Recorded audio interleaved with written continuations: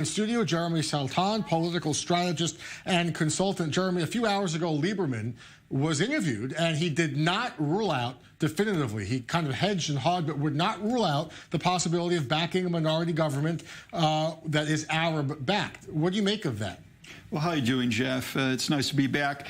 I'll tell you, this is just not going to work. I don't see any scenario in which we have a government of 44 MKs. And that's really what we're talking about here. This is math. It's how do we get a 61? Well, we know that blue and white, Labor, and the Democratic Union together, the three of them make up 44.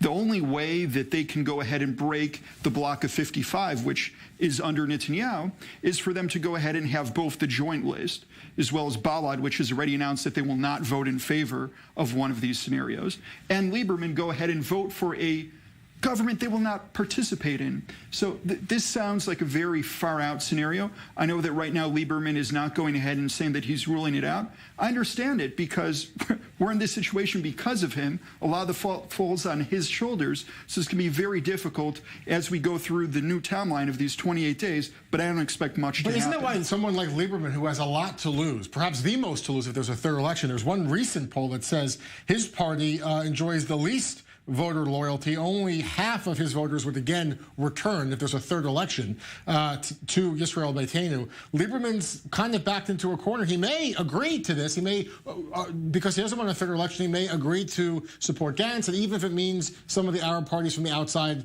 having to support it, it would avoid a third election. It's what he needs. So, you know, we've lived through the polls before in Israel. Of course, that poll actually had only 48%. So that's even a little bit less than half of the 8 seats he has today, and a little bit less than 8 would actually put him under the electoral threshold. But look, this is a situation where Lieberman, as well as Gantz, Lapid, and everyone else in blue and white, need to ask themselves, is this a time where they can really expect to continue with this strategy of trying to find either a way to form a government that will not be able to pass any piece of legislation, they'll not be able to pass a state budget, something that's just going to limp us around for a couple of months until we're able to kick this can down the road to the point where they hope the Attorney General will go ahead and indict the Prime Minister, the sitting Prime Minister at the moment, which is Benjamin Netanyahu. Could that indictment, I mean, there would be the possibility of a third election in mid-March next year, an indictment for bribery and fraud would come, if it was to come, would come before that. Could that change the political map entirely? Look, there's only one way to have a real big earthquake, and the entire strategy of Gantz and the Blue and White Party is that they're expecting Likud to oust Netanyahu. Really, without ousting Netanyahu from the Likud, Gantz has no way to form a coalition.